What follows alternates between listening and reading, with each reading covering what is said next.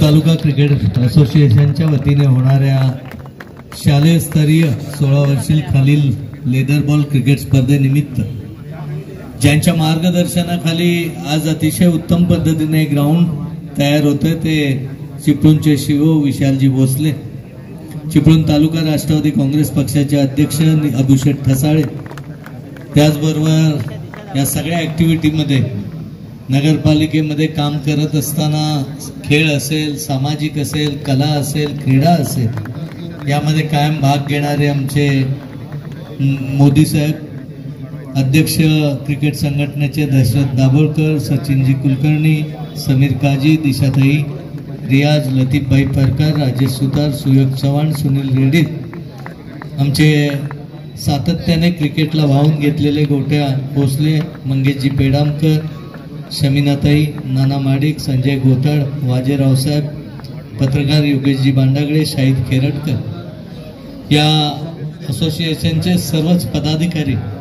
सर्व कार्यकर्ते आणि तुमच्यामुळे खऱ्या अर्थाने या स्पर्धा आज यशस्वी होत आहेत ते सर्व शालेय स्पर्धक बंधू आणि भगिनी. फार वेळ घेणार नाही कारण उन्हात मुलं पण आहेत.